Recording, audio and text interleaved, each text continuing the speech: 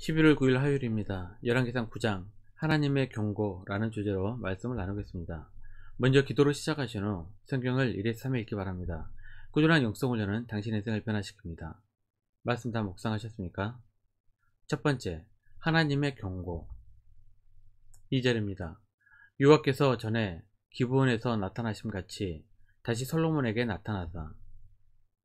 8장에서 성전 봉헌식이 끝나고 하나님께서 솔로몬에게 나타나십니다.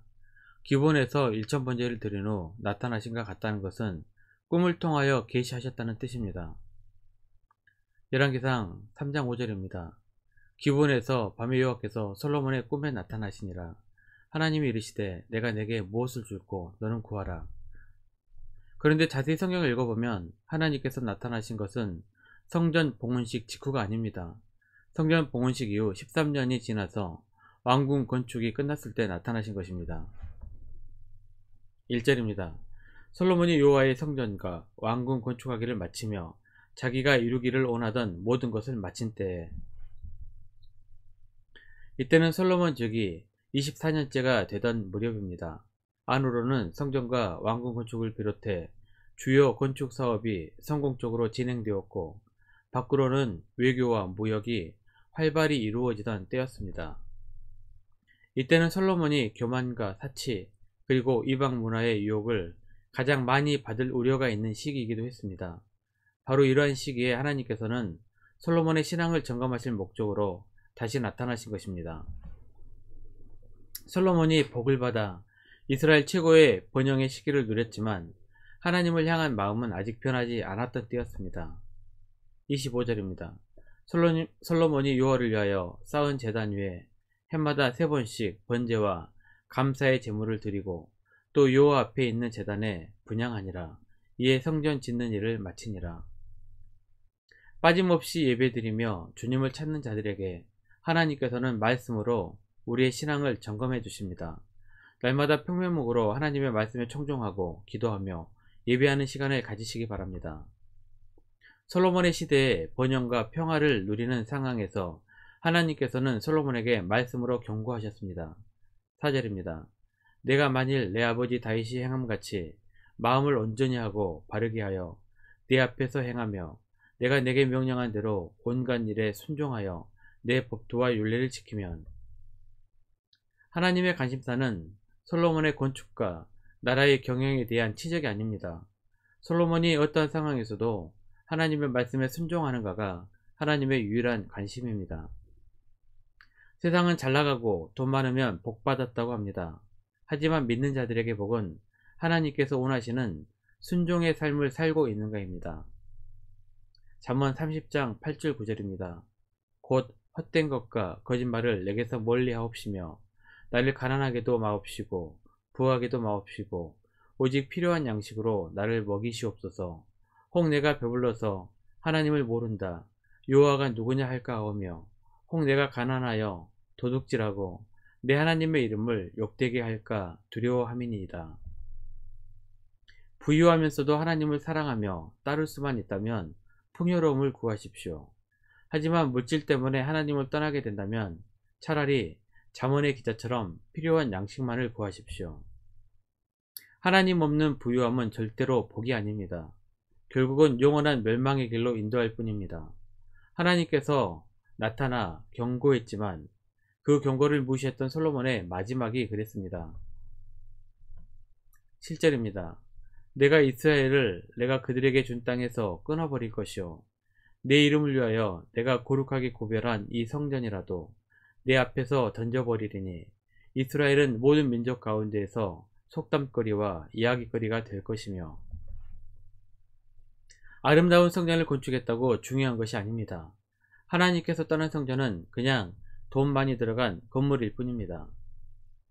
하나님의 경고처럼 솔로몬의 나라는 분열이 되어 찢어집니다. 그러고도 정신을 못 차리자 결국 나라는 멸망하여 포로로 잡혀가게 됩니다. 이것이 바로 열왕기의 기록 목적입니다. 열왕기 개간에서 말씀드렸던 것처럼 신명기 사간의 기록 목적은 왜 하나님의 백성들이 멸망당하게 되었는가에 대해 답을 하기 위해서입니다. 형통하고 잘나갈수록 겸손히 하나님의 도우심을 구하고 엎드리는 삶을 살아야 합니다. 잘 나간다고 교만해져서 하나님을 떠나게 되면 결국은 멸망당하게 됩니다. 하나님께서 복을 주실수록 고개를 숙이십시오. 마치 벼가 익을수록 고개를 숙이는 것처럼 말입니다. 일이 잘 되어 바빠도 주일 예배만큼은 목숨을 걸고 지키십시오. 그것이 우리가 받은 복을 유지하고 살 수 있는 비결입니다. 두 번째, 솔로몬의 치적. 15절입니다. 솔로몬 왕이 역군을 일으킨 까닭은 이러하니 여호와의 성전과 자기 왕궁과 밀로와 예루살렘 성과 하솔과 무깃도와 게스를 건축하려 하였습니다. 솔로몬은 하나님의 성전과 자신의 왕궁을 짓는 공사 외에도 수많은 건축 사업을 벌이며 성읍들과 요새들을 지었습니다. 많은 건축 공사 때문에 세금과 부역의 의무가 무거웠을 것입니다. 노예들은 물론이고 백성들까지 계속되는 건축 때문에 부담이 컸습니다. 그래서 백성들은 훗날 솔로몬의 아들 르호보암 때 그 불만을 터뜨리게 됩니다. 26절입니다. 솔로몬 왕이 에돔 땅 홍해 물가의 엘록 근처 에시온 게벨에서 배들을 지은지라. 솔로몬은 당시 항해와 선박 건조 기술이 발달한 베니게인들의 도움을 받았던 것 같습니다. 베니게는 두로왕 히람의 통치 아래 있었던 두로와 시돈 지역을 가리키는 말입니다. 솔로몬은 선박으로 해상 무역을 크게 활성화시켰습니다. 28절입니다. 그들이 오빌에 이르러 거기서 금 420달란트를 얻고 솔로몬 왕에게로 가져왔더라. 솔로몬은 남쪽 끝에 있는 상업 항구 엘롯이나 에시온 게벨에서 배를 지어 홍해와 아카베만을 거쳐 오빌까지에 이르는 해상 무역로를 다스리며 교육을 했습니다. 이로 인해 그는 막대한 부를 축적할 수 있게 되었습니다. 지금까지 농경과 목축에 주력하던 이스라엘에 상공업의 물결이 밀려오게 되므로 항구 도시를 중심으로 한 도시들이 발달하게 됩니다. 그리고 이러한 변화는 전통적인 12지파 중심의 생활로부터 탈피하여 보다 체계적이고 대외적인 국가 조직의 행정적 재편을 가져오게 됩니다. 말씀 요약합니다. 첫 번째, 하나님 없는 부유함은 절대로 복이 아닙니다. 결국은 영원한 멸망의 길로 인도할 뿐입니다. 두 번째, 하나님의 관심사는 우리가 얼마나 훌륭한 치적을 쌓았는가가 아닙니다. 하나님 말씀에 순종하며 하나님과 동행함이 우리의 궁극적인 복입니다. 1년 성경 일독 주간 기획입니다. 오늘 화요일 사도행전 9장에서 11장까지 말씀 천천히 묵상하십시오.